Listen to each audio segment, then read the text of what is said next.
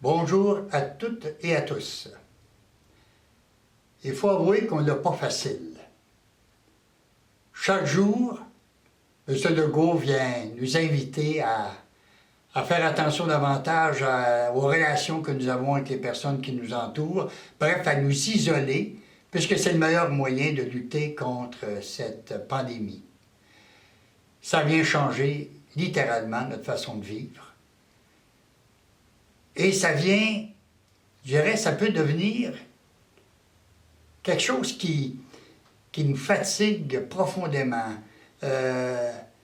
On peut même trouver de l'anxiété dans ce qu'on vit, même si on n'est pas habitué habituellement de n'avoir. Ça nous environne continuellement. Dans cette optique, évidemment, il n'y aura pas de semaine sainte. Ben, du moins, pas une semaine sainte qu'on est habitué de la vivre, c'est-à-dire en suivant les offices qui sont donnés à l'Église, puis en fêtant Pâques, je dirais, cette plus grande fête des chrétiens avec d'autres. On va vivre la semaine sainte tout seul. Avec ce qu'on porte intérieurement, puis dans les efforts qu'on va faire pour essayer de se protéger les uns les autres le mieux que nous le pouvons. On va fêter Pâques de cette façon-là.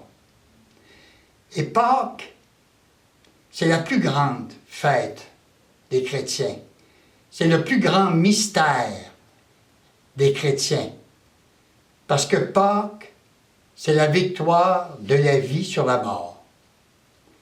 Pâques vient nous dire que tout ce qu'on vit de difficile peut être transformé en vie. Paul vient nous dire que le mal n'a jamais le dernier mot. Paul vient nous dire que la vie est toujours plus forte. Et que cette expérience, parce que c'est une expérience profonde du coronavirus, risque de nous inviter à nous ouvrir des yeux d'une façon nouvelle. C'est une occasion de découvrir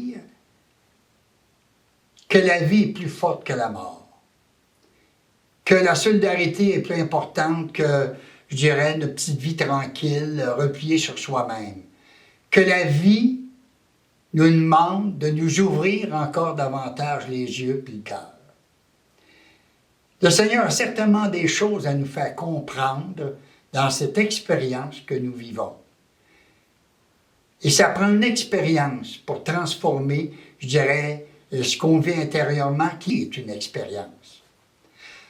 Alors, une semaine sainte, tranquille, peut-être qu'on ne sortira pas, mais une semaine sainte qui risque de produire ses fruits intérieurement, puisque le Seigneur va y être présent d'une façon tout à fait spéciale.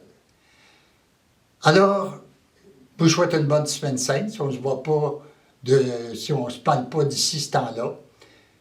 Je vous souhaite qu'elle vous aide à grandir. Je vous souhaite qu'elle vous fasse du bien, qu'elle vous soutienne, qu'elle vous donne la force. Le Père, le Fils et le Saint-Esprit. Amen. À bientôt, j'espère.